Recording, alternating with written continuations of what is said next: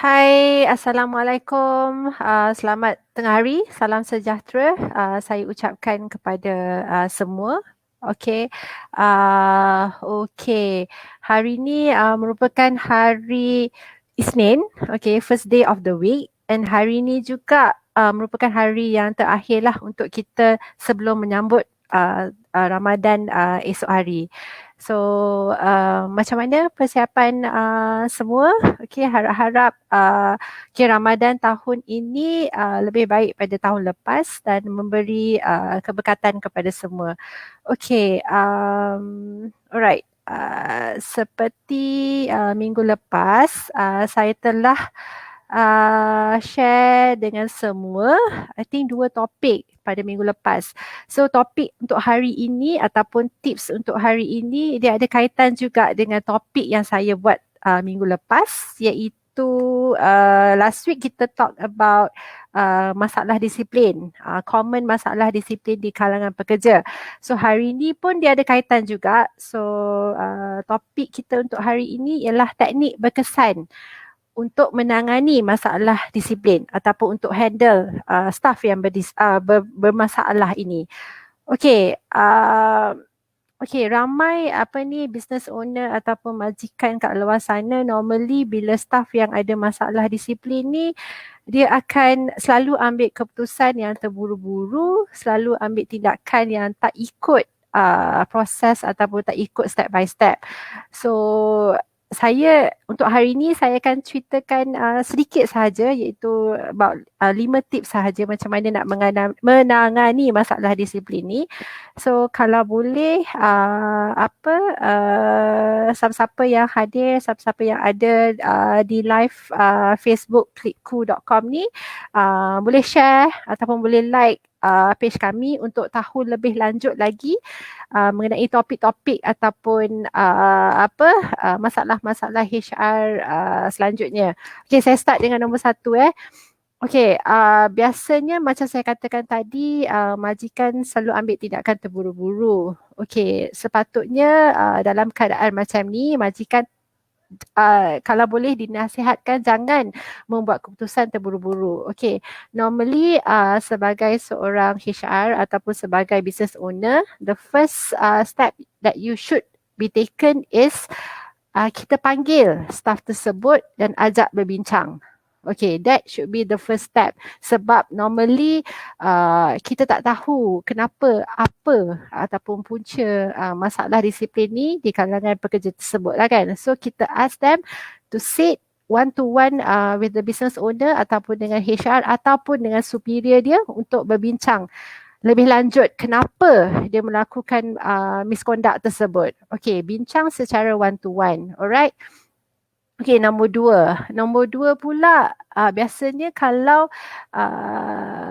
okey, saya bagi contoh lah masalah disiplin yang ringan macam tidur di tempat kerja ataupun berpakaian selekeh di tempat kerja. So masalah tu dikatakan ringan juga. So kita seboleh-bolehnya macam saya katakan tadi, panggil staff tersebut dan bawa berbincang. Nombor 2, tegur secara baik. Okey, tegur secara baik. Bukannya bila staff dah buat macam tu kita terus jump into conclusion, okey, terminate dia. No, it shouldn't be that way. Step yang kedua, kita kena tegur dia. Okey, kita dah tahu punca masalah dia, kita tegur dia secara baik. Okey, mungkin daripada teguran ataupun verbal warning kita bagi kat dia tu, mungkin dia boleh perbaiki keesokan harinya ataupun seterusnya. Okey, so kita bagi ruang untuk dia ceritakan dulu apa punca masalah yang dia alami dan terpaksa kelakuan sedemikian. Okey, bila kita dah tahu, kita dah panggil dia, kita dah tegur dia, kita buat pula close monitoring, iaitu peringkat yang ketiga.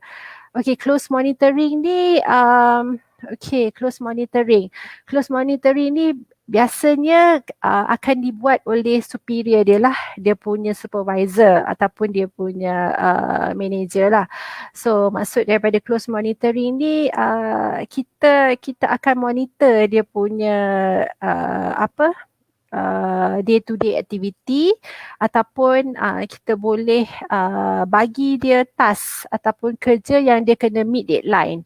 Okey, daripada situ mungkin productivity, efisiensi dia akan bertambah sekiranya kita bagi dia satu task yang dia terpaksa siapkan dalam deadline yang tertentu. Okay, bila kita buat close monitoring tu, kita dia tahu yang majikan dia sedang memerhatikan dia. So daripada situ kemungkinan besar momentum kerja dia akan sendirinya akan meningkat. So daripada kita bagi dia peluang lah. Kita bagi dia peluang juga untuk improvekan diri dia. Okay. Close monitoring tadi. Okay. So step nombor 1 yang saya katakan tadi ialah kita panggil staff tersebut, kita tegur dia secara baik and then kita buat close monitoring. So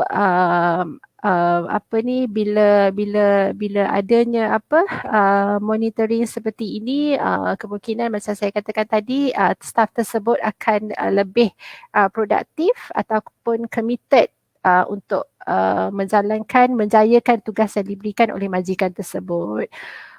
Alright. Okay.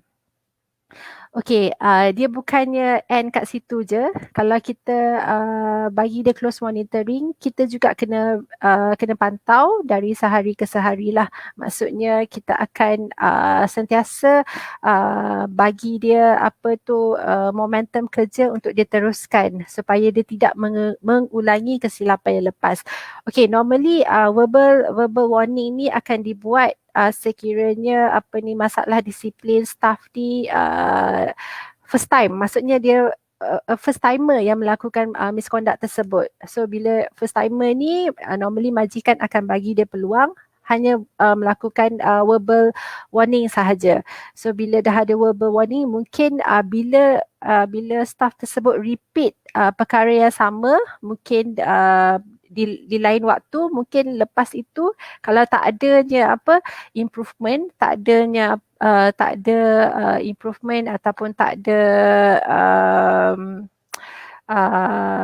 komitmen yang dia tunjukkan untuk mengimprovekan diri dia, maka majikan boleh melakukan step yang seterusnya. Okey, step yang seterusnya itu saya tak nak ceritakan pada hari ini, mungkin esok ataupun mungkin hari yang lain. Okey, so teknik yang saya bagi, step yang saya bagi hari ini adalah untuk masalah disiplin yang light sikit. Macam dia tak terlalu heavy, tapi mungkin boleh dijadikan panduan juga untuk business owner, majikan di luar sana.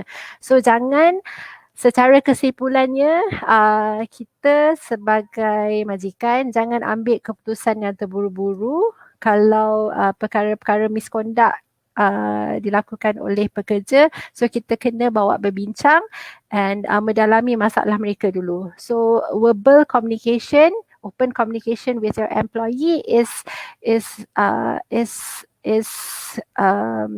something that should be done and kalau boleh daripada situ macam saya katakan juga an increase on productivity ataupun commitment towards work akan berlaku di kalangan employee tersebut. Mungkin lepas first verbal communication, verbal warning tu tak akan ada dah masalah disiplin yang lain yang akan dilakukan oleh employee yang sama tersebut. So itu saya punya itu saya punya pendapat dan juga saya punya view. Okay, alright. Okay, saya ada nampak ada juga orang yang masuk ke dalam live session today. Terima kasih banyak-banyak. So kat sini juga saya nak bagi tahu yang Klikku ada sediakan panduan premium pengurusan HR. Anda boleh tekan link dekat description box tersebut. So anda akan boleh lihat kami ada sediakan 8 video topik-topik HR yang panas dan juga 8 video panduan premium pengurusan secara percuma yang akan diberikan dan 1 e-book pengurusan syarikat. So ada total 16 video yang hanya RM99 sahaja untuk semua video tersebut. So anda boleh klik link di bahagian yang tertera tu, and then boleh lihatlah semua topik-topik dalam link tersebut. Ada banyak, ada 16 video. So satu video tu pun ada yang sejam lebih pun ada yang setengah jam. And then video pengurusan, premium pengurusan syarikat tu pun speaker-speaker dia pun semuanya hebat-hebat belaka. So anda boleh tengok di link tersebut ya.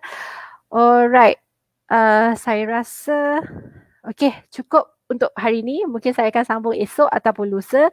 So terima kasih banyak kerana sudi bersama dengan saya.